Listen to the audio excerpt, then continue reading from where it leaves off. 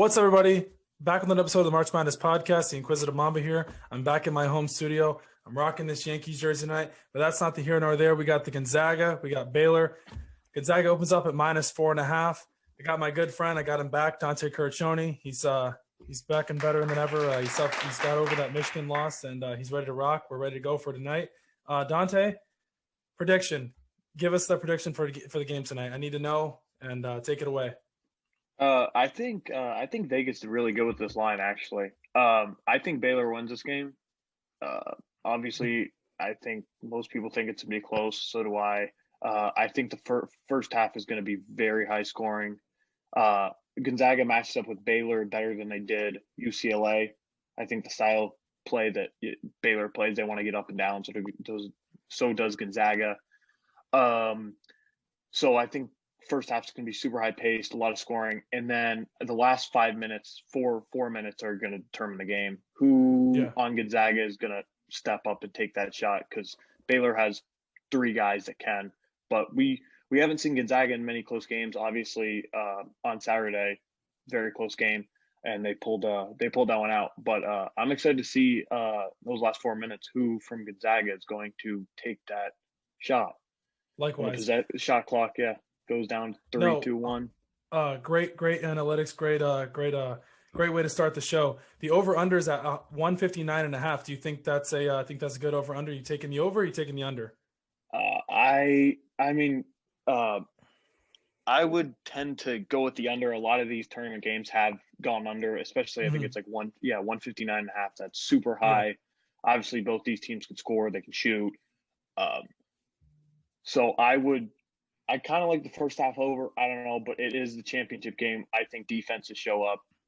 I like the under. I'm not going to bet it, but absolutely, I like it. Absolutely. Two great coaches going at it, as I stated in last episode. Mark Few did win Naismith Coach of the Year. Hats off to him. That's his second time winning that. Both these teams have never won a championship, or actually Baylor, last time they won was like 1948, 1950. We weren't even born then. Gonzaga was the runner-up in 2017.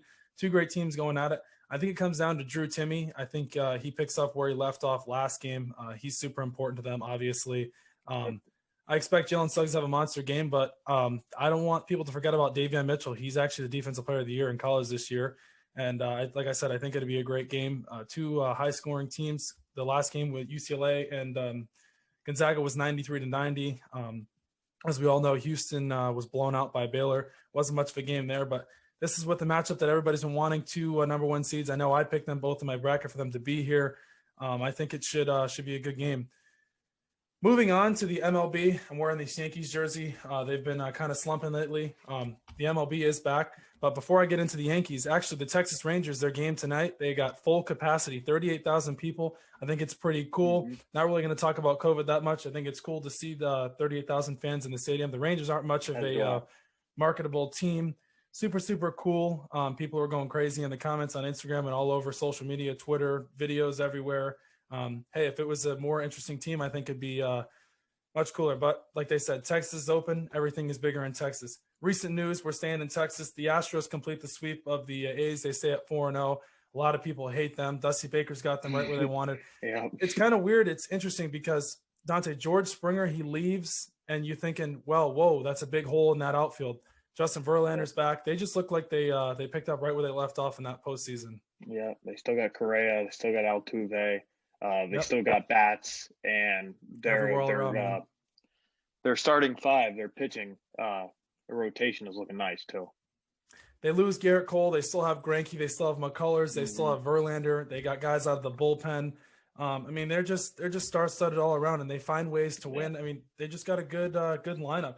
Staying with the MLB, the Red Sox are 0-3. They got their worst home start since 1948. I mean, geez, man, the Red Sox, man, they look like they don't look like an MLB team, but they've had struggles to start this season, and I'm interested to see if they can pick it back up with JD Martinez. If he can find something, Xander Bogaerts. They've been horrible, honestly, since they lost Mookie Betts. I mean, I don't know, maybe Alex Cora can get them going.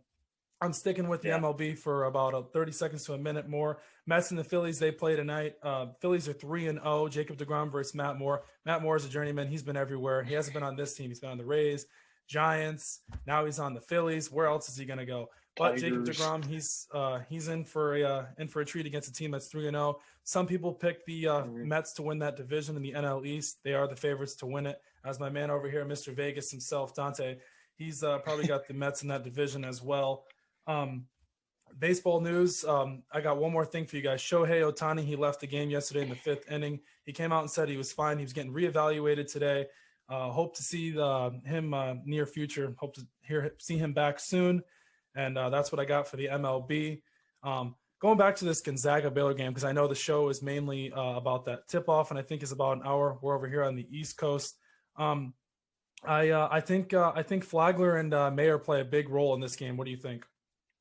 Yeah, correct. I mean, for Gonzaga, I think the X factor is Nemhart. Exactly. I think he gets overlooked a lot, but he is very important to their success. I think if Mayer's been coming off the bench, he gives them like 7 points in 2 minutes sometimes, so he's huge.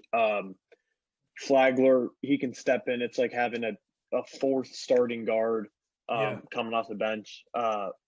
So I think you're right. I think Mayer and Flagler for Baylor are the two most important players, because you know what you're going to get out of Mitchell and Butler. And I think Ayayi and Nemhart and Gonzaga are the two key players for Gonzaga.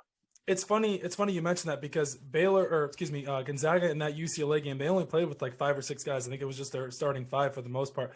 I think, like you said, I think it's a fair pick to take Baylor. They're just deeper. I think they're better down the stretch. I think they've been in closer games with more competition, and I think they'll show tonight that they are the better team.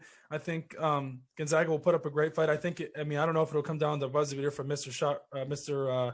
Suggs, but I think it should be a good game, and I'm really tuned in. We got your pick. I'm gonna go with. I'm gonna have to take it. I'm gonna have to come at you, and I'm gonna go Gonzaga. I think they'll win by 2 or 3. I want to make it interesting. Moving on to the NFL, I got these guys behind me right here, the Super Bowl champs. But no, we're not talking about them. We are talking about Sam Darnold. No, he's not the king of the Big Apple. He's moving on. He's going to North Carolina. He's going right where Cam Newton was last year. Guess he's going to be their new quarterback. Sam Darnold was traded to the Carolina Panthers today for a 2021 6th-round pick and 2 draft picks in 2022. Man, the Jets, I guess is it time for Zach Wilson? I think it is. Well, Bridgewater's on the move as well, and Sam Darnold is moving right in to take that slot. What do you think about this Sam Darnold trade? I've always thought Sam Darnold has gotten the short end of the stick. I don't think Gase helped him out in New York at all, but Darnold definitely does have some problems. He obviously isn't what people thought he would be, but he's getting fresh start in Carolina. Yeah. He's got a lot of weapons. He does. The defense is not bad at all. No.